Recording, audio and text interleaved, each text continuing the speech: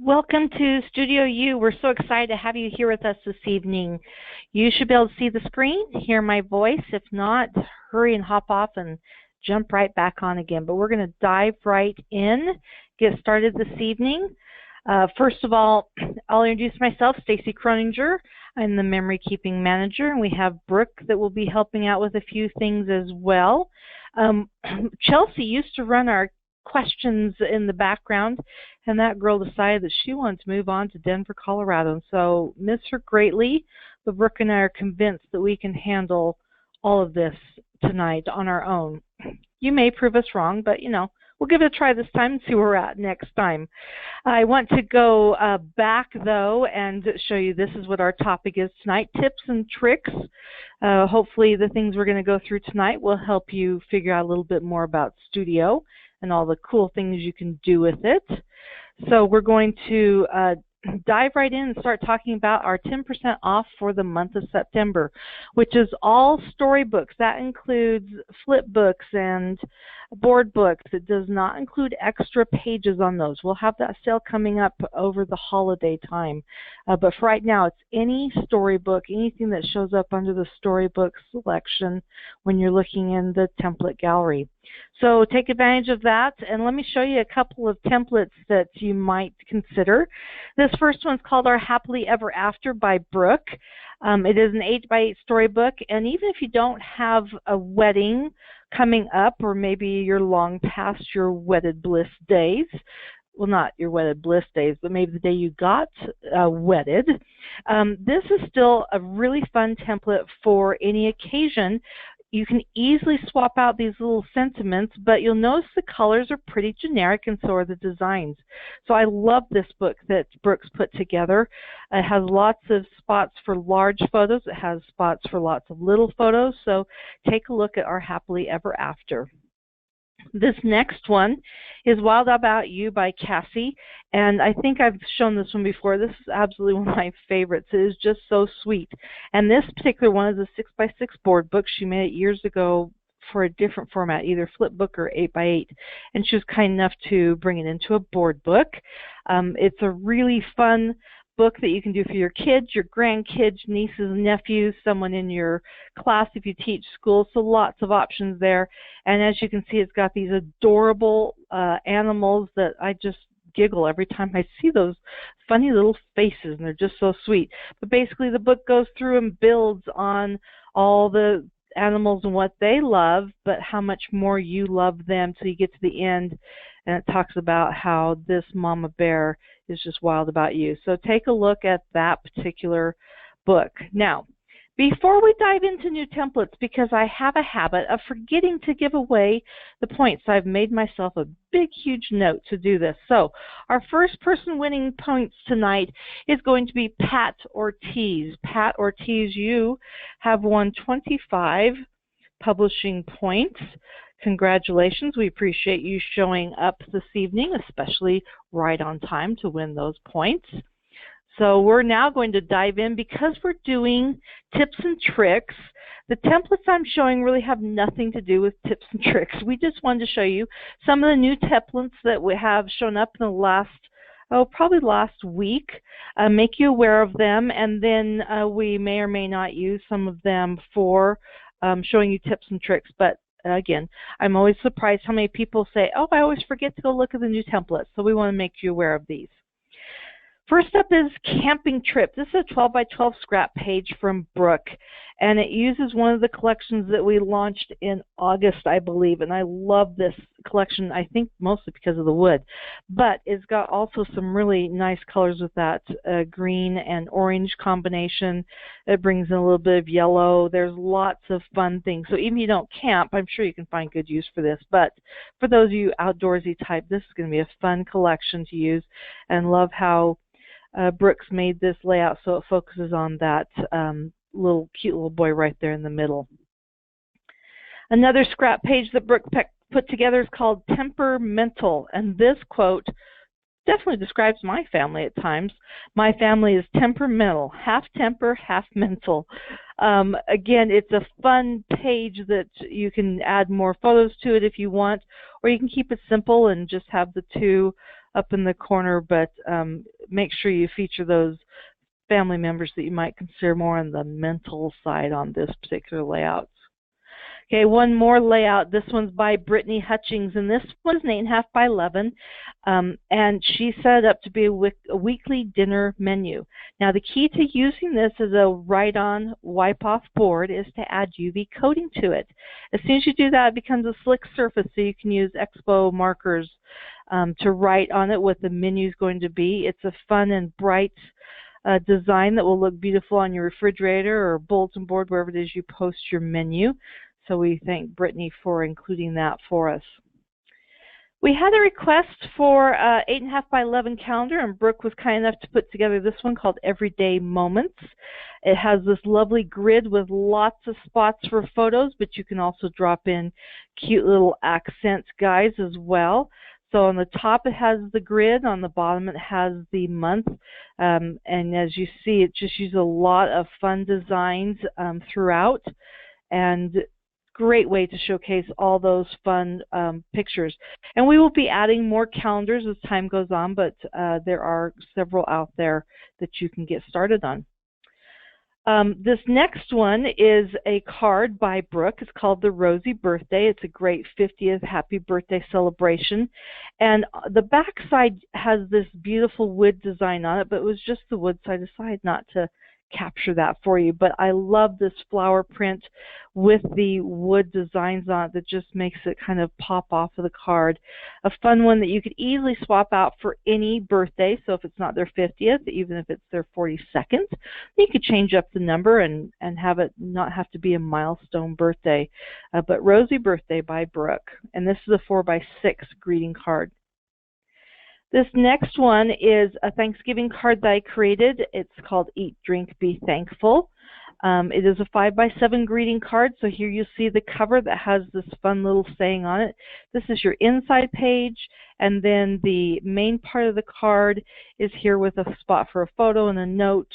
It's a fun way to let people know that you're grateful for them, and it's very earthy. There are also turkeys and other things that you can add if you want to do a turkey Thanksgiving look. I kind of went with the more earthy leaves and mushroom type of thing on this one. But there's a new design for sending out for Thanksgiving. Now, it's hard to believe, but it's almost time to work Christmas cards. In fact, I was at a DigiCrop today, and I think it was the last one we were at, that one of the gals already has her Christmas cards done and ready to go. And I was so impressed, because I don't know about you, but I didn't start thinking about my cards until about October, and I usually don't get them done anyway. So this one's Dots and Stripes. It's a 4x6 greeting card. It's just fun and playful. This is the front that has the family photo on it, and then this is the inside, and here's your main inside part where you can put your message. You could easily add another little photo here if you wanted to, and the back is the polka dots.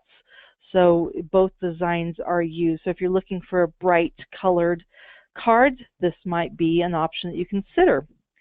And then this last card that I worked on, can you tell I was kind of card crazy today, is called Reese in Love. And this is one of our pop-out cards. So you'll see this red line shows you what part of it pops out.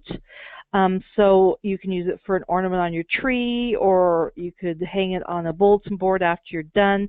But this is the front where it says all hearts come home for Christmas with the pretty wreath, and on the inside is the family picture with the message from the family. And just to be clear, Kit is the dog, not the cute little girl, okay?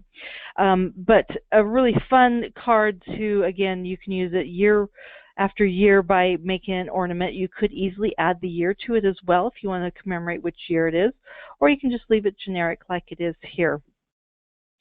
Okay, up next is a storybook idea. This one's from Brooke, and it uses the Halloween collection that we launched in September. And this is such a fun collection with lots of different designs in it. So you'll see the cover here. It's a flip book.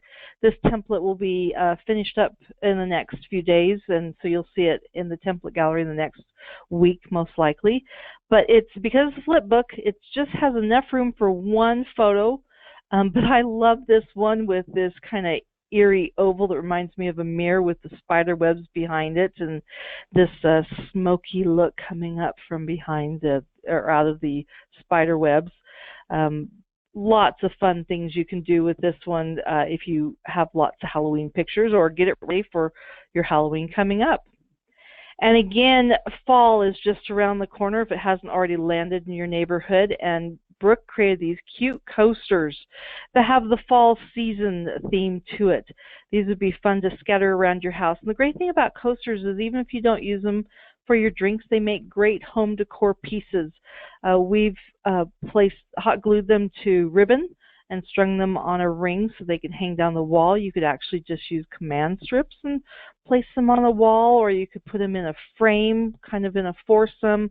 But these coasters really are very versatile and very fun. If you do use them as a coaster, be assured that they have a wonderful coating on them so that your designs are not going to get ruined in any way. So those are our new templates for right now. And again, we have design members that are working on new things. So keep checking the template gallery. You never know what's going to pop up. Now, before we dive into the meat of this, I'm going to do points one more time because, again, someone's brain doesn't always work so well. So this next set of 25 points is going to Sharita Lashley. Sharita Lashley, we appreciate you showing up for class tonight. Hope you can make good use of those points. Now, let me show you what exactly we're going to go through as far as tips and tricks. We've got quite a list here, but don't think we're going to be here all night. We will keep this to our time. But these are mostly pretty straightforward, and we just want to walk you through some of these. So Brooke and I have divided up the list, and I'm going to start off going through my portion, and then I'll turn it over to Brooke, and she'll go through hers. If you have questions, feel free to type them in, and Brooke's going to handle questions while I'm going through tips and tricks, and then while she's doing hers, I'll answer questions. So please don't hesitate. So we're going to just dive right in here, and I'm going to, first of all, get out of this PowerPoint, and I'm going to bring up Heritage Makers, and you'll need to be logged in. And I want to take you, first of all, under My Studio. I have this option for My Photos, and I'm actually going to full screen this so you don't have to see the lovely mess I have on my desktop here. Everyone can still see my screen, correct? I want to make sure that that is still displaying. When I come to My Photos, this is the main screen that it looks like. If you haven't created any folders, this will be blank here. But the thing I love about this is when I first came, I was like, do I do a folder first? Do I do an album first? What do I do? What do I do? But it's set up in the order you're going to do them. So you're going to start with a new folder, and then you're going to create a new album. So the folder can hold as many albums as you want it to hold. Maybe you want to have a folder for every year. So you have a 2014, 2015, 2016. Or maybe you want to do it by themes. Like under My Albums, which is so wonderfully named, I have under the My Albums folder, I have albums for the different types of photos that I want to have in that structure. Okay, so you can have multiple folders on. So under Vacation, I have Bryce Canyon and Paris, London trip. I don't have to specify the year. You can organize it however you want. So again, if I want to add a new folder, I click on New Folder, and I give it the name, and let's say that I want this to be Halloween. I type in the name. It can be multiple words. So if I want to do Halloween 2016, I can do that. Create folder, and now I have my folder set up. It takes just a second to come up, and it's going to tell me I have no albums. So to add a photo, and you'll notice that my Add Photos is still grayed out because I have no album. So now if I create a new album, I can create one that's for the dogs, maybe. And then I could create another album that this one's going to be for family. Not that the dogs aren't family, but we're going to talk about children family there. So as I create these, then it allows me to add photos to that. So you'll notice now that Add Photos is active. Okay, so if I wanted to add a photo of the dogs, and let's hope I can quickly find one of my hounds at Halloween time. Hang on just a second. photos, and we may not be able to find one of them all dressed up, but I'm sure we can find there's a dog picture. So we'll just add that one. As it's uploading, it shows me the progress, and then it'll drop it into this particular album. Now, one of the great things about organizing your folders this way, and it'll take it just a minute to come up with that image, but then it will come up. Let me show you under my albums again. There are some things you can do. In my dogs folder today, I noticed that I have this thing called albums. I'm like, that is not a dog. But I can easily move this guy. So if I select it, I have the option down here in the lower right corner to copy, move, or delete. I can actually select multiple photos. So if I want to move all three of these, I'm holding down my Control or Command key, depending if you're Mac or PC. If I want to do ones that are not in order, again, it's Command. I can do Shift. So if I want to do arrange, Shift will let me. So again, I click on the first one, hold down Shift, click on the last one. It does the whole range. So lots of different options. But I just want to move this one, so the albums tile. And I do have one that is called, I believe it's social selling down here, and that's where it really belongs. So I'm going to highlight that. I'm going to come to the right corner and click on Move. And it gives me a list of the albums I want to move it to. So I'm going to look down through my list until I find my social selling products one. And then I click on Move Photos. It's going to take it just a minute till it pops out of there. Now it's no longer a dog. If I come over to social selling and look at products, I now have my album there. So it makes it very easy to see where things are at. Now, the other thing that I really like about this is this Show Usage button here. If I click on Show Usage, it's going to tell me in blue any that belong to an unpublished project, meaning I've created it but I haven't finished, or any that are in published projects. So you'll see that most of these have not been used at all. A few have been in published projects, and I have this one here that was used in an unpublished, so I have this little blue triangle in there. It also tells me here in this list how much space all these photos are taking up. So if I'm getting close on space, I can either remove things, which I don't recommend, or you can purchase more storage. And we have this bar here as well. Now, because some of us do things that maybe aren't the smartest things to do, this will protect you. So if I try and delete this picture right here that's in a published project, watch what happens. It's going to tell me, nope, you can't do that because it's in a published project. Okay, so I'd have to go into those published or ordered projects and delete it to remove it. So it does protect it. That way you can go back and reorder a project and the photo will still be there. So you cannot remove a photo that's been placed in a published project. So that is the nuts and bolts of the managed photos. Also, one last thing down here on the bottom, you'll see these little zoom guys. If I want to see these pictures larger, I just drag it up and it's going to resize these images. And it still shows all of them, it just makes it so that they are larger in display. Or if I want to see all of them at once, I can go down and be really tiny and have little itty bitty thumbnails. Okay, so this zoom button option allows me to say how big it's going to be, and it will redisplay it going across. Okay, that is your quick look at managing photos, organizing photos. And I'm not seeing any questions pop up on that. So my next assignment on this was to show you. Let's see, actually, I have totally lost my list. Hey, please stand by while I go look at the PowerPoint real quick. Hello, let me out for just a sec. Okay, I do have the right thing. Finding hidden images. You know, there's nothing like having hidden images on your screen. And let me show you what I mean by hidden images. So I'm launching into a project I've been working on.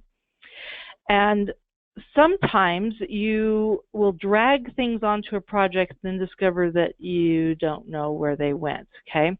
So let me show you exactly what I'm talking about on that. I'm just going to open up one of these collections here. Oh, look, it has a fox. Yeah, okay. So if I drag an apple up, and maybe I'm going to drag a leaf up, and What else am I going to drag up? Oh, how about a frame? So I don't know how many of you actually work on your projects this way, but a lot of times I will pull a whole bunch of things up on my workspace here, and then I often forget them. And before I go on, I want to turn off a couple of things. One thing is these design guides. When you first get started on the project, especially a new type of product, you'll want to make sure you read through them. Once you're familiar with them, you can turn them off by clicking on Design Guide, and that is a toggle. You can go off and on there. Also, the other thing is that I prefer to use my toolbox, and so I'm going to go to View and turn off the toolbar. That way, every time I select something, I can't see it, okay? So right now, you can see these objects, but if I were to zoom in, you can no longer see them. And if you have a ton of stuff there, it can do what we call project bloat. And you don't want to have those hidden off to the sides. The other thing that can happen is that you can hide things behind each other, depending on when it got on. So the other thing I can do here is I'm going to actually bring one of those little dudes over, and I'm going to put it behind my dog here, and I'm going to send it all the way to the back. So you can no longer see that little leaf, correct? So the easiest way to find things that you might have dropped on that you're like, I don't know where in the earth it went, is to go up here to Edit and choose Select All. And by doing that, it now has selected every item. Oops, I'm going to unlock everything now. It's selected every item on my page, and I can now zoom out and see things that maybe were off to the side. So because I have this big box out there, I knew that I had something that was off to the sides. Okay, I can also, and I apologize, I'm not sure why my screen all of a sudden has decided to really slow down here. Okay, let me do this one more time. I'm going to do Edit, Select All. It's going to select everything, and because this guy is selected so weird, I know that there's got to be something underneath him. So I'm going to click on him, and actually, if I click on him, I am so sorry, my screen just froze up. Brooke, are you having problems? Because I'm hoping it's not all of Heritage Makers, but it's just me. Mine is showing just fine. Okay, so it's just me. That's just great. Okay, so if I do Shift and my arrow keys, oops, sorry, nope. And now I'm going to have to remember the keystroke for this was if I do Control and or Command and my arrow keys, you'll see it's going to cycle through everything that I have on my screen. So eventually it's going to hit on my little buddy that is hidden back in there. So you'll see I have my Command or Control key held down and use the arrow keys to go left and right, cycles through everything until I find that little hidden dude. Come on, baby. Big numbers. Where's my big numbers?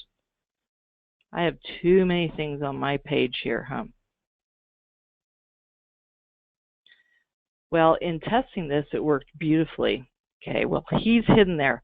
And it should, let me just pull him up just a little bit and see if I can get him to kind of show up again. So if I have him, again, it's Command. This is the joys of live. It should bring him up. You can see him, but I want him to actually highlight so that you can see. It's not going to find that dude. Of course not. But it did find my little guy out here, so I know, okay, I want to get rid of him. I'm going to get rid of him because I can see those out there. And again, if I click on one of these guys and Command arrow through, it will eventually hit on everything that is on your screen so that you can find everything, whether it's hidden or whether it's live on your screen. Does that make sense? So Command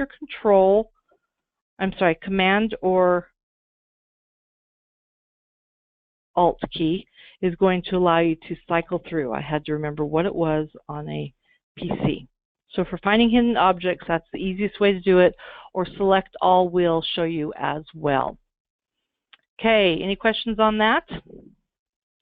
I'm going to jump out of this one. I'm going to leave the page, and I'm actually going to start a new project. So I'm going to go to the gallery, and I want to start a book.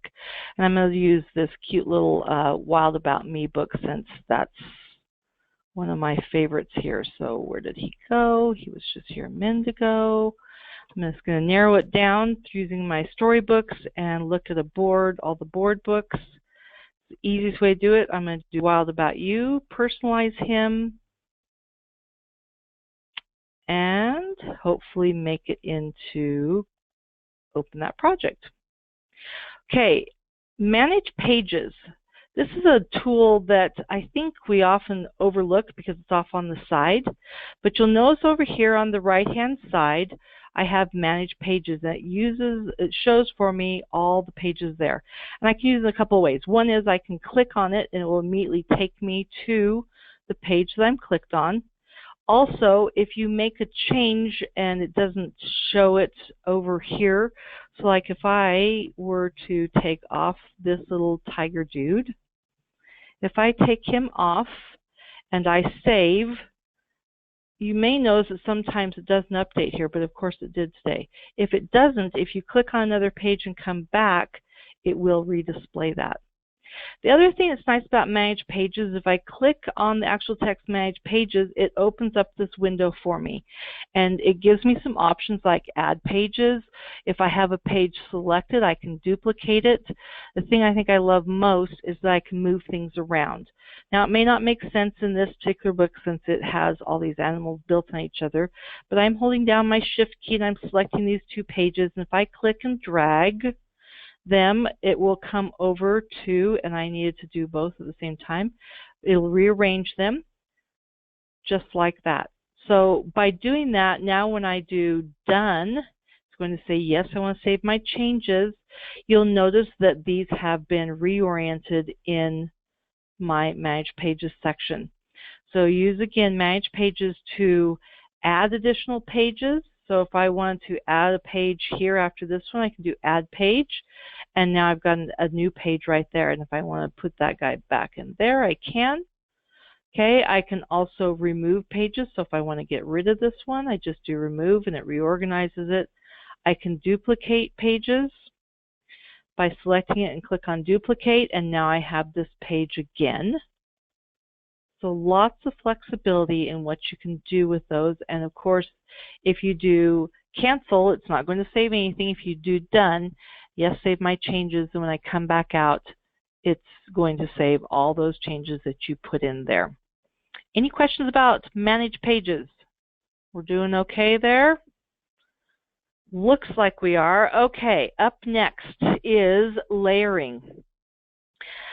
So the thing about layering, and something that a stamper actually got me thinking about, is to look at what you're going to be working on and decide what is it that's going to be front and center. Okay, so when you're doing layers, you can reorganize anything you want. So I'm going to unlock all these. So I'm selecting it and I'm clicking on the lock button here to unlock everything.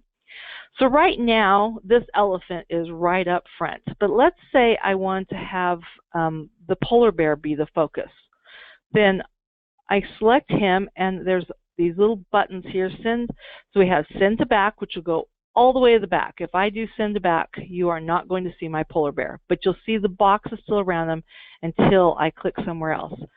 I can do bring to front, and that's going to bring it in front of everything. So now he's in front of the snake, the tiger, the elephant. The other two options are to bring forward and send backward. So if I do send backward, it's going to send it back one time. If I do it again, it's going to send it back twice, and it just keeps moving it back based on the order that items were added on the book. So sometimes you're clicking on it and you're like, but nothing's happening. That's because something else was probably added before it was. So you see I've clicked on it multiple times. Now Mr. Tiger's in front of him. So if I want to bring him forward again, I click now on bring forward, and that brings him up. If I want to put him in front of the elephant, I can keep clicking on bring forward, but see the snake is still in front of him. So usually when I'm looking at layering things, a lot of times I do it by size. So in this case, maybe you want the elephant to be in the back because he's the largest. But I also look at what is it that I want to be the focus point. Well, this cute little elephant one of the best parts about him is his trunk. So really, having the polar bear up front, even though he's smaller, doesn't make a lot of sense. So if I send him backward, then he can be coming out from behind the elephant. You can see all the elephant parts because that polar bear really doesn't have a lot of things on him. Okay, so I'm hoping that makes a lot of sense. So again, as you're doing your layers, look at what makes sense on those different parts. Now, let me show you one other example. I'm going to just bring up an art collection, and these make no sense. I'm going to tell you that right up front. And I'm just going to drag some things up. When I'm doing clusters of things, which is one of my favorite ways to add items, I'm usually trying to find multiple shapes and sizes of things, okay? And you'll notice my toolbar is on. I'm going to come back up here and turn off, under View, turn off my toolbar. So let's say I want to have a little cluster down here. So again, I decide what is it that's going to be my focal point. In this case, we're going to go with the pumpkin. But it looks kind of weird to have the nut behind, or the acorn behind the pumpkin. And also you'll see that it's yellow there. So I'm going to bring him forward. So he's there, and then I have my leaf. And again, if I place him there, he's looking kind of weird. Let's try him over here. And I'm going to actually rotate him a little bit, pull him out to the side, and that allows him to still be tucked behind that acorn, which kind of makes sense. I'm going to size my acorn down just a little bit because he's kind of monstrous. Okay, and then I have kind of a cluster going on here. Now I have this fun little arrow. If I leave it like that on top, I'm not really a fan of that. So I'm going to send him back because I want it to kind of direct things, but I don't want him to be the focus. So I'm going to send him to the back eventually. And sometimes it's easier to go send to back and then do bring forward, and then he'll pop up a little bit easier. And then I can play with where it is I want to position him. Okay, so I think I'm actually going to put him almost behind the pumpkin. And then I have my leaf, and I'm going to slide him down just a hair. And I have my acorn, which I think will look better if I kind of tilt him a little bit too, because who has an acorn standing up straight? But you get the idea. When you're doing layers and creating clusters of things, you just need to decide what looks best on top of each other and use your bring forward and move backward and all those pieces to layer them so that you get the look that you want. But again, typically you want your biggest things in the back, smaller things up front, but you do want to kind of have some balance of what goes where. Any questions again about this? I see there's a question from Jan about, can you move things slightly with your arrow? Yes, you can. So if I select this little acorn, and I use my left arrow, it just moves a little bit. That's one click, one click, one click. If I go right, one click, one click, one click, one click. So yes, you can use those. Those who are really good at the XY thing can use the XY position thing. I am miserable at that, so I'm not even going to dive into that because, yeah, the XY has to do with one of these is the X, one of them is the Y. So let's see, if I just click on the X, that moves him across. If I click on the Y, it moves him down or up, and it's all relative. So if you want to play with X and Y, you can do that. I find that the arrow keys work just as well for moving just incrementally around. Okay, any other questions about creating layers? Stacey? Joyce wants to, yes?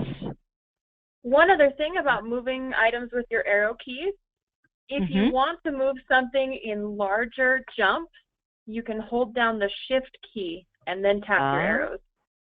Brilliant. Okay, I'm holding down my Shift key using my arrow, and you'll see, you're right, big old jumps there. So Shift yeah, arrow key by itself, little itty bitties. Shift will move it in big old jumps. Okay, so Joyce is asking a good question. Can you put a shadow on everything at the same time? So the easiest way to do that is to put a shadow on, well, actually, these already have shadows on them. So if something already has a shadow on it, the easiest way to do that is to copy. So you can either do Control C or you can do Edit and Copy, and then select the items that you want to apply that shadow to. So I'm holding my Shift key and clicking on all the objects. Oops, didn't want that guy. All the objects I want my shadow on. With them selected, I'll go back up to Edit, Paste Special, and I'm going to choose Paste Format. By doing that, oh, that must not really have a shadow on. Oh, it's this guy. Hang on, trying it again. I grabbed the wrong thing. Shift, click on all my little objects here, Edit, Paste Special, Paste Format, and now I have a shadow on all those items at one time. So you just have to have a shadow applied to one object that you can select from it. And notice on this one, there's a photo and then there's a frame. So if I click off of it, it's the frame that had the shadow on, not the photo. So that's a good question, Joyce. Can you drop shadow all those items at one time? Yep, that's what I just did with those drop shadows. So all these guys have a drop shadow on them just by selecting them as a group. Okay, any other questions on that before I move on to my next one? Okay, my next one has to do with proportions. So if I click on this pumpkin and I am not holding any keys, I'm just using my mouse, I click and I drag, then it is proportionally sizing that pumpkin, meaning that it stays in the exact shape that I want it to be. If I were to hold down my Shift key and drag that corner, watch what happens to my pumpkin. I can now size him unproportionally, which for this little guy works beautifully because it's kind of fun to have a tall pumpkin, right? Except for I need to size him down because he's in the orange zone. But for this one, it works great. But watch what happens if I unlock I Love You, hold down my Shift, and size up. Now I'm getting that. Actually, it didn't do that, but it will skew it so that you can't read it, okay? The other option is I can come here and go to Layout, and I have this box that says Lock or Unlock Proportions. It's a toggle. So if there's a check mark, it means when I size it, it's going to keep it proportional. If I uncheck it when I size it on those corner things, it is now unproportional. Okay, so if you want to resize something and you don't want to keep the proportions, especially for me, I use it a lot on these. If I unlock this background, I come back to Layout, I'm going to unlock the proportions, and this allows me, I'm going to zoom in just a little bit, this allows me to make it taller without affecting the width. So if you have a piece of paper that maybe you're on a rectangle page and you want to make it so that it's taller than it is wide, you can easily undo those proportions. So again, lock proportions under the Layout tab. You can check or uncheck that, or use your Shift key and then grab it, and it will let you do it unproportionally. And for some reason, there we go. Didn't recognize my Shift key. Questions on sizing proportionally, unproportionally? Okay, moving on. I'm going to get out of this guy. I'm going to save and quit, and guaranteed I will not be publishing that beautiful project. Okay, I am going to I'm going to do two things actually. I want to show you how do I edit a completed project. So you've published a project and you're thinking, darn, I need to make a correction on it or something. Well, there's not an option for editing one that's already been done. What you have to do is actually you have to create a new one. So let's say I want to do this calendar right here, the Simplicity calendar. So what I'm going to do is click on the option for copy and give it a name. I can do the exact same name. I can say Simplicity New, whatever it is I want to do, but I'm making a copy of that completed project. And to do that, I need to go into my list of completed projects. So it's making a copy of that sometime today. And now it's been copied. When it's done, it takes me back to my in progress list. So before I was in the view completed, which again, to see that particular one, it was on the second page of them, of my completed ones. If I go back to view in progress, now I have my Simplicity new calendar that if I edit it, I can go back in and make changes. Now you still have the one that you've already completed. You may have published it, you may not have, but as soon as you click on ready to publish and you accept it, it is considered completed and there's not a way to edit it, but what you do is make a copy of it. Okay, so that's the easiest way to make changes to those. Now, I want to show you the last thing I want to do. Oops, I did not mean to do that. I'm going to leave that page. In the template gallery, I want to show you how to swap out your calendars. So I'm going to go and look at our calendars, which is not in Home and Office. It's in Home Decor. No, it's not. Apparently I'm struggling. How about photo gifts? There it is. Okay, so let's say that I want to change an 11 by 8.5 one to be a 2017 calendar instead of 2016. And if I want to be, say, this one, I'm going to click on it, personalize, and as soon as it lets me, I'm going to open it up and show you how easy it is to swap out those calendar grids so that you can use a design from a previous year for the new year.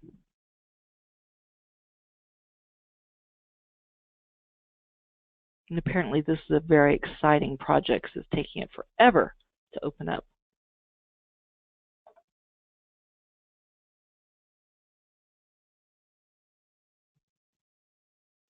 Thinking.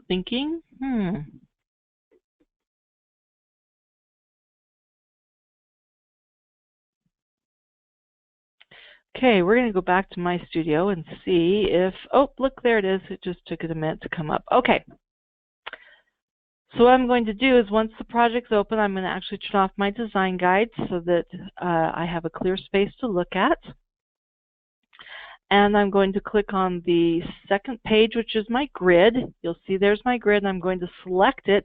Make sure you're selecting the grid and not the background or anything else, because see, there is a background on some of these, so make sure it's the grid you have selected. It is locked. You can tell by the red border around it. I'm going to go to Art Collections, and I can either search here for grid, or the new grids are actually not too far. Oops, how about grid instead of grod? Here are my templates, and so I can choose either Canadian, US, or blank. Blank meaning that there is not holidays in them, so I'm going to come over here to the US because this one happened to be a US one I'm editing. It shows me all the different options I have. So I have two different ones for January. And I'm going to go with this first one. I'm going to bring it up, and you can barely see, and I'm actually going to resize this slightly, okay? Just so I can make sure that you can see it. Let's try it one more time. Grab the January, bring it up. See, it says drop art here to swap. I'm going to make sure my pointer's right in the middle. I drop it, and that easily I have swapped out my calendar grid. Now, because the other one already had the month, it had the word January on it, there are ways that you can crop this out. We did a whole class on calendars, and I would recommend watching that Studio 101 class that we did last month on calendars. But that is your quick and easy way to swap out your calendar grids. Just select it, come down to Art Collection, grab the one you want, drop art here to swap, make any adjustments that you need to. Okay, that completes everything I have to show you. If you want to find out which grid you used formerly, how can you find what you used previously? You can click on the grid, and if you right mouse click on it, there's an option here for Open Collection, and it will open that collection for you. Now, I've already swapped this one out. Let's see if I do this one. And I right mouse click and I do Open Collection. It's going to open for me the collection that came out of last time. So that will show you which grid you chose. Okay, I'm going to jump out of here and I'm going to turn this over to Brooke so that she can show you her cool things that she has. So let me find Brooke on the list. Brooke, are you ready to take it over?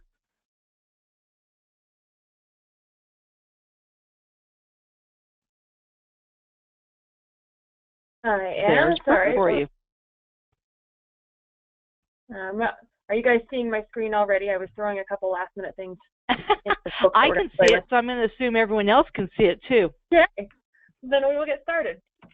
Let's see. I have to close a couple of windows like the questions. Otherwise, they're taking up my screen. There we go. Okay.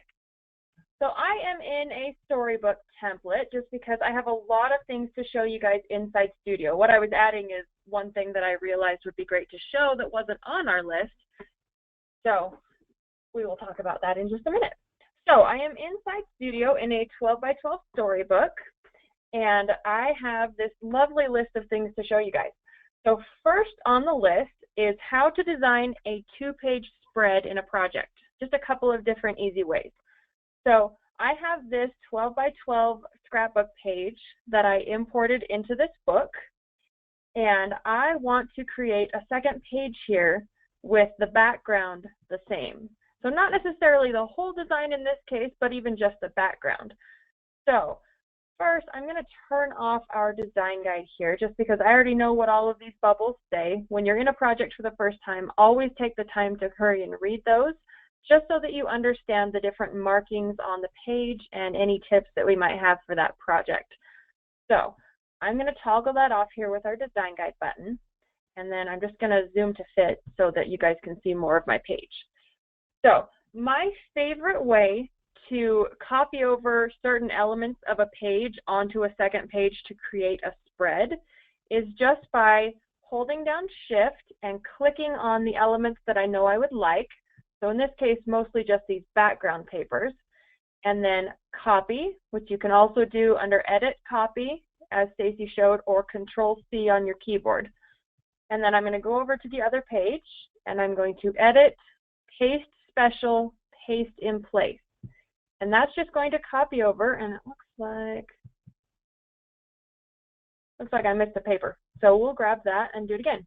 So just this green paper, I'm going to copy, and then instead of just paste, if I do paste, you'll see it's not exactly where we want it to be. So I'm going to delete that and do Edit, Paste Special, Paste in Place. And with the layering that Stacy was talking about earlier, I'm going to take this and I'm just going to jump it back behind these white papers. Now you'll notice that this one has this lovely orange paper here breaking up the white. If I want to take this and stretch it across the page, again with what Stacy talked about with locking proportions, they're locked right now, so if I grab them, it will stretch the whole thing and become much larger than we want it to be. So I just undid that, and I'm going to unlock the proportions or hold down Shift, and then I can just grab it and stretch it across the page. Super easy. If it's a patterned paper, you can easily just swap it back in there. If it's a solid, then it should be fine just the way it is. So that way I have a nice blank canvas that matches the page I already have that I can do a separate design on. So I could easily throw on a whole bunch of pictures right here, and it would coordinate nicely with this page that was already designed. Another easy way, I'm going to delete all of these, so I'm just selecting and delete. So if I have this page that I've already designed and I want it copied over completely, but I don't want to copy and paste, another easy way is with our, our import page feature. So I'm down here in the My Projects tab under, sorry, I'm on a laptop screen, so it's a little in here, under Current Project, and then I'm clicking on the page that I want to import. So that is page 2 that we already have. You can see everything that is on that page is listed here. And then I'm just going to click Import Page. Yes, I want to import this page. It's just reminding you that it will replace anything that is on the page that you're importing to. So make sure that there's nothing there that you don't want to lose completely, because it will delete it and replace it with the design that you're importing. So yes, import this page. And then it just pops that whole design on here. And you can see I've got 2 pages here that are exactly the same. So if I wanted to, I could sit here and just hold down Shift and delete the things that I don't want on my new page. So you can see why I prefer to do it the other way. But if you've got a simpler design, then it's not a problem at all. So your preference, but I prefer just to select the items that I want to copy over, as in the background usually, and go from there. But this one you can see had a whole bunch of random dirt scatters and cute embellishments, so a little more time consuming, especially with this alphabet here that is creating the words. So you can also drag select, hold down shift, and deselect the things that you don't want to delete, and then delete the others. So I know that was a little intense, but copy and then paste in place is my favorite way to align a background or an item or even a grid design across onto another page. Those of you who know my project know that I love grids and aligning, so which is actually what we're going to talk about. So next on my list, and this is a big one, I'm going to try not to take up too much time with it. We're running out of time and I don't want to take you guys too long, but I just want to go a little bit into detail about the align and distribute tools here in the toolbox. So under layout, you have align and distribute. Align, distribute, to, and space. And they're all different and they do different things, but all cool things. So if I've got these random pictures here and I want them aligned, I can align them by the sides, the top, the middle, either direction. I can distribute them, and there are different ways to select how you want to do that. So I'm just going to give a quick overview, and then we will create a grid. That was another thing on my list, but I don't want to take up too much time so that I can show you guys the other things that we have in mind. So if I click the first one that I want to align the rest to, then I just hold down shift and click the others, so I have them all three selected here. Because I'm aligning to this first item, under to, we have the options to group, to first item, and to page. So if I do to first item, and then align middle, and then I can space them evenly horizontally, so you can see they jump and they've got nice even spacing here. I can also click to page if I want to do them that way, and notice where it aligns them. It jumps them right to the middle of the design space here. So that's a great way to differentiate, and I will show you something else to do with that in a minute. But you'll want to notice if our items are different sizes, and we select one, and then we go here to first item and say to middle. Notice, because they're different sizes, it is going by the middle here of each of the items, or the top, or the bottom, however you want to do that. And that's the same whether you're going by the sides, the top, the bottom, any of that. You can also do distribute here, but now that they are different sizes, you'll notice, oh, they were already pretty close. Let me make it a little more obvious. Okay, so if we've got our three items here, and we align top, and then we distribute, notice it's not perfectly spaced. So if they are the same size, you can use the distribute tools quite nicely, but you'll notice that if they are different sizes, then the items can jump around quite a bit. But the space will evenly space even different sized items. So great to know if you are creating a grid with differently sized photos or items. So if you are curious more about align and distribute, please feel free to look in the Help Center. So if you click Need Help here, you can actually just search align or distribute, and there are several articles that go into greater detail about things that you can do with align and distribute. It's really a set of tools that are fun to just play around with and get used to using in the ways that you like. So there's a lot to them, a lot you can do with them, but they do take some playing around to get used to them. So I'm going to show really quick how to make a grid, or how I like to make a grid. Very first, I am a fan of nice even borders around anything, around my grids or my designs. I like nice even spacing. So I'm going to go down here. I'm going to show you a trick that I do. So if you grab a paper, any paper, it doesn't matter. Really, I just want the nice square shape.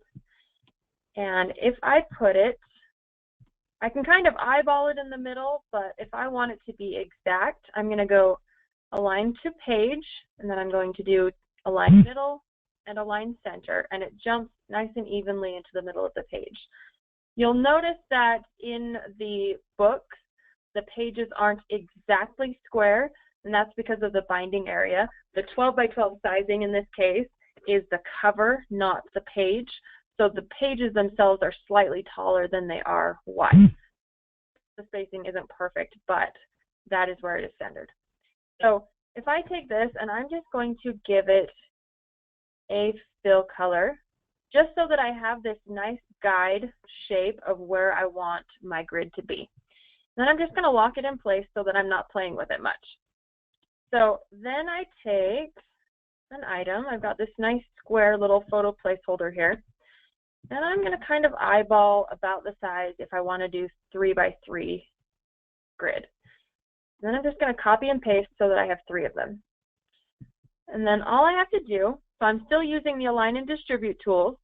I'm going to grab my box that I created, and then I'm going to hold down Shift and click one of the items. I'm going to do 2 first item, align bottom, and align left. And you'll see it jumps down into that perfect corner. So again, I know that this overall box is centered on the page. This way I'm creating a grid that is centered on the page as a whole. So then I'm going to do the same thing with this box over here. I'm going to do align bottom and align right, just to snap it into that corner. And I can grab this one here, and I'm just going to do align bottom, grab all 3 of them, and space. And please ask questions if I'm going a little too fast. I don't want to go over on our time, and I know we're running close, but I just wanted to show this really quick.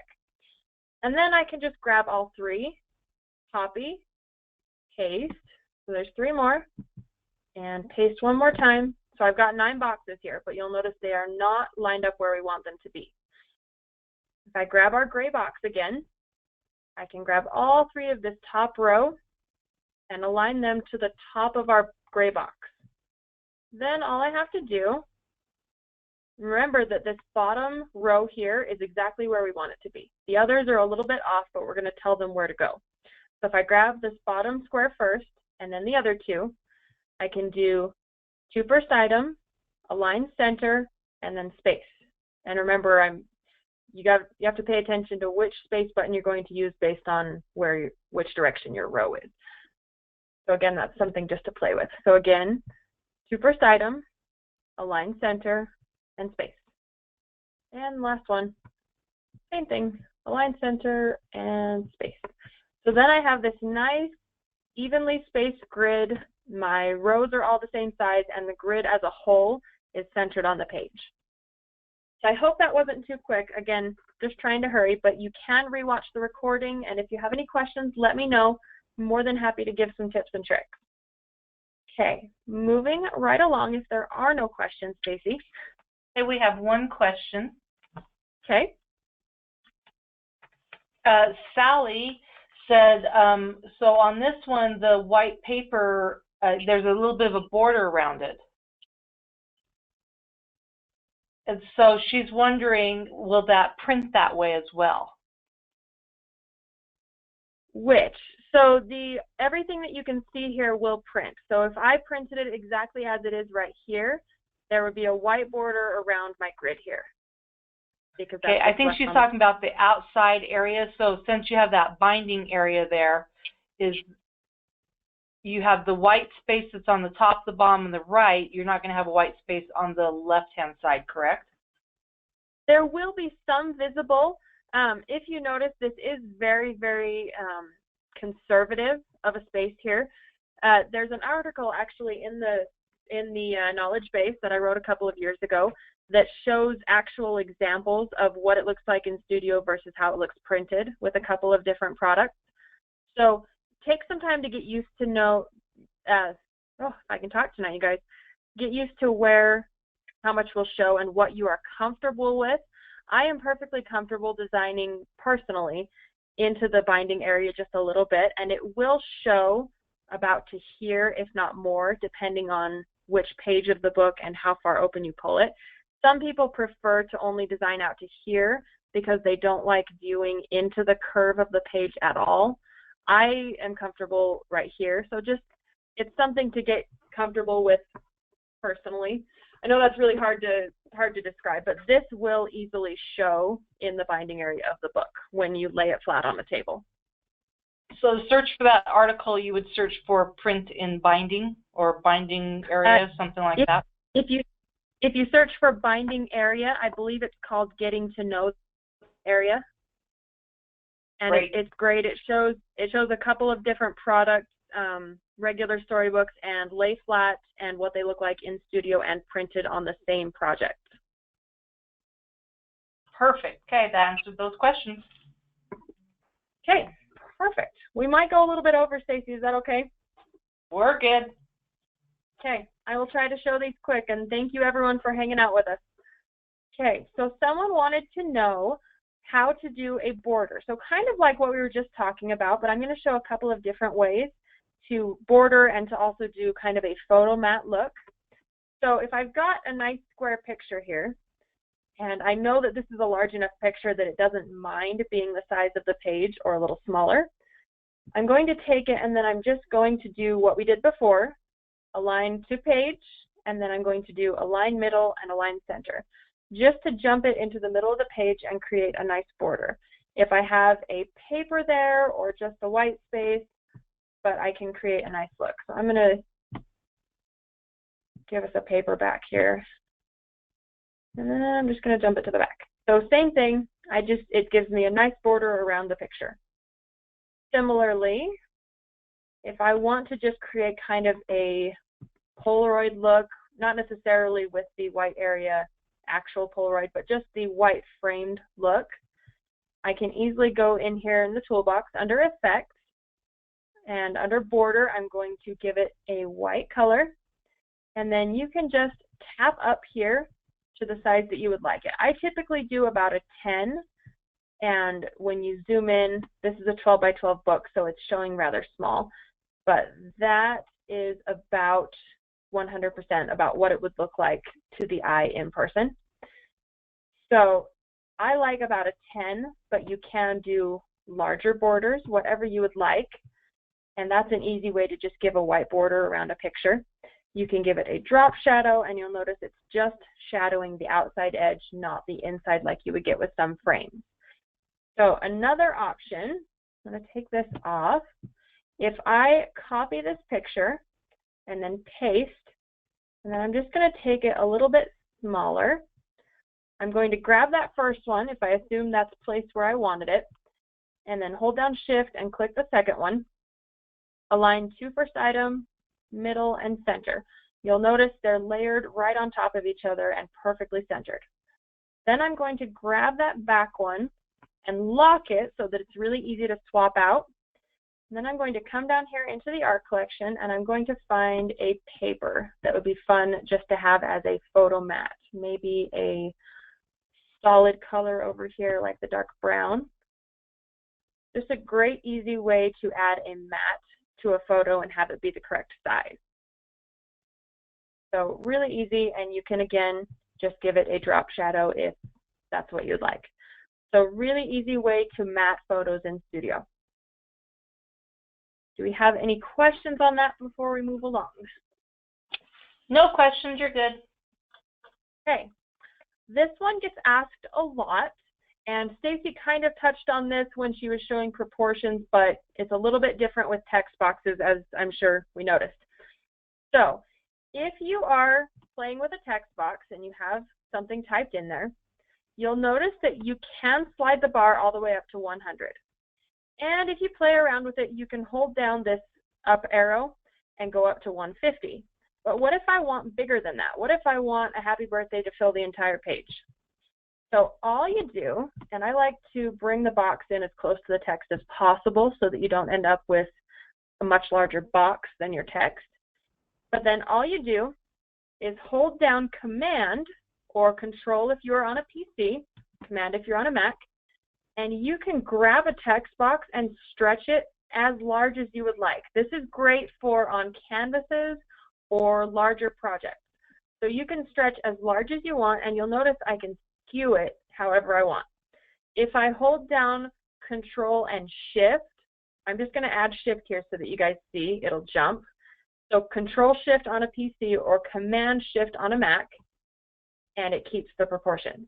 So if I let go of Shift and I still have my command held down, it skews again. But if I hold down Shift, it will keep its proportion. But you can make it as large as you want, and then as soon as you deselect, it will stay that size, and you can grab it and move around. So it's a great fun way to make larger text or play with the proportions of your text and just have fun with it. So if you've ever wondered how to make the text larger than 100 or 150, that's the way to do it. And it's a really great tip to know. Any questions on that one, Stacy? No questions. Okay. All right. You got a sweet out of it, though. Awesome. Yep, that's a good one to know. It really helps to be able to make really large text on certain projects. Okay, this is the one that I thought of that wasn't actually on our list, but is a great one to know. So we've all seen these really fun alphabets. This is from one of our newer collections.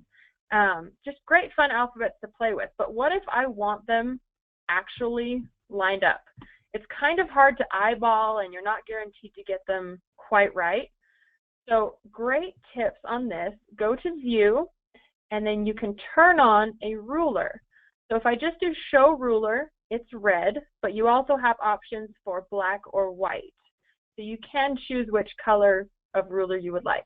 Red is nice on just about anything, but if you have a red background, then you may want black or white. So you can play around with it. I'm going to go back to red because that's what I'm used to.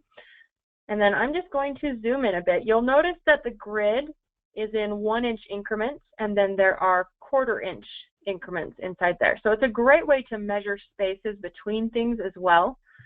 But we're just going to use it for the nice straight lines across our page. So I have these alphabet letters that I pulled up out of the art collection. And I'm just going to eyeball, noticing that these are not quite 1 inch tall. So we're just going to align to this top line here. Here, we'll go with one of these bold lines. So if I just go through and kind of eyeball them along one of those lines,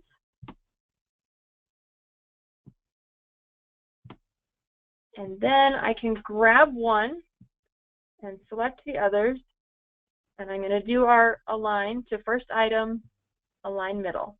And then I'm going to hit space just to let them jump apart a little bit. This one is pretty close. Personally, I usually end up going through and making some a little bit closer to each other just to visually appease what I would like to see. So you can play around with that, but generally using the space button will jump them pretty close to how you would like them. Now, lowercase items can be a little bit trickier just because you've got ascenders and descenders on some of the items. So I'm going to casually align these all to the bottom line here, and then I'll show you what I do.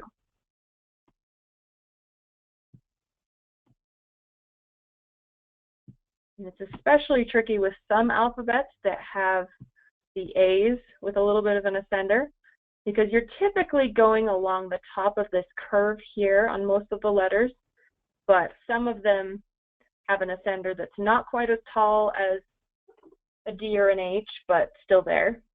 So a great way to do this, you'll notice if I select all of these and then I do align bottom, you'll notice the Y doesn't quite know what it's doing. Most of them are perfect, but the Y gets a little bit shortchanged. So then I can grab my A first and then my Y and align that by, oops, hang on, it grabbed my Y first. So A, then my Y, to first item, and then align top, and that will jump my Y down to closer to where it wants. It almost looks like the Y is a little bit smaller than it's supposed to be, which does happen sometimes with the art. So it's really easy to just stretch it down and get it right. And then same thing with these ones, I'm just going to space. And you'll notice it's going based on the edges of the boxes. So you can see that the boxes here are perfectly spaced. But some things we want a little bit closer, like this Y, and maybe these letters here. but you can kind of play with that to how you would like it. So I thought it would be great to show how to align alphabet letters just so that you can know how to create text with the alphabets easily and make it look precise. And then you can always drag select. Oh, I was just going to say, go ahead. You can resize or move the whole thing around at will so it stays together. What was the question? So that brought up the question of how do you center the word happy on the page?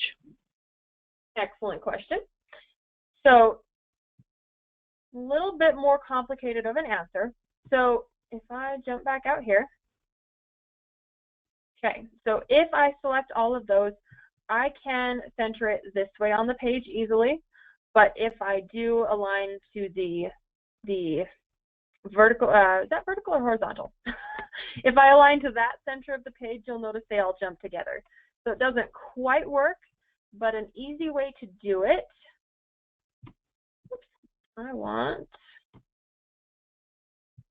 a paper. So if I take this paper here, and I'm going to make it about the same size width-wise as my happy. Usually I just eyeball with when I have a text phrase like that, but really easy to just do this. So I'm going to create myself a little box here that is the same size roughly as my word, and then I can totally center that on the page and then grab the box and jump my H to the and my Y to the other side, and then realign my letters. So that way I know that the word is exactly centered because I know that that box was centered. Great way to do that. Yep, that answered it. No other questions at this point. Okay, and then I had one more thing to show now that we're almost 15 minutes over time. The last thing, let me turn off my grid here. So turn off my ruler. All right, so we had, this was recommended by our customer service manager that we show this because they get several questions on this. So if I go out here to my photos, and I know Stacy showed this a bit more in depth, so I am going to find a picture that I threw onto this page really quick. I believe this one. So you can only delete pictures from this external My Photos. You cannot delete photos any longer from inside Studio. We wanted people to be sure they were ready to delete the photo in case it was inside a project. So you'll notice when I click delete, it's telling me, be careful, this one is in a project. So are you sure you want to delete this photo that is used in an unpublished, not yet ordered project? So I'm going to click delete anyway, just for the sake of what I'm showing you guys. So it is deleting the picture completely from my account. And then if I'm going to close this book and jump back in so that it shows you guys. So the picture was there when I had it open. But then if you'll have to excuse my internet, I live kind of out in the middle of nowhere. So we go with it. So if I reopen our book that we were in,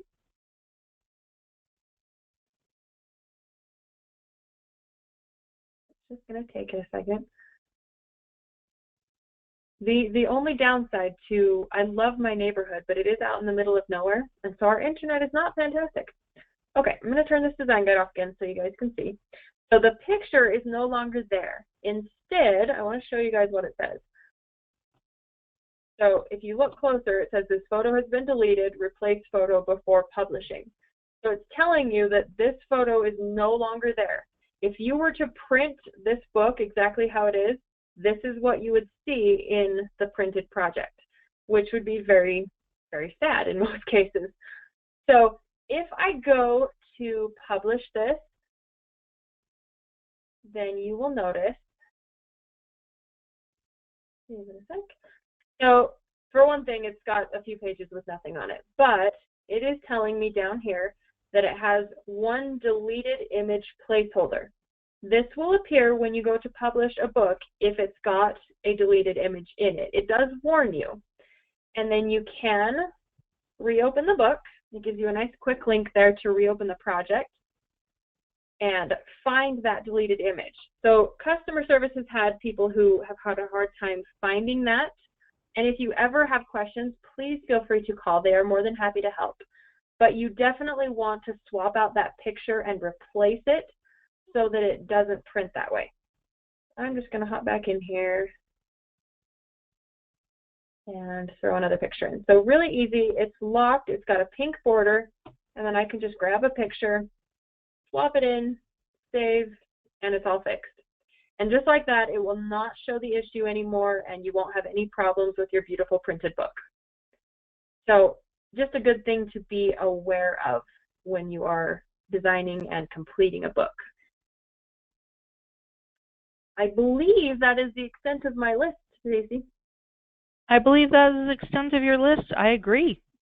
You did a good job getting through all those things. Oh, and fairly quickly. Well, I will hurry and wrap up. I'm going to change the presenter back to me. Maybe. Coming back to me.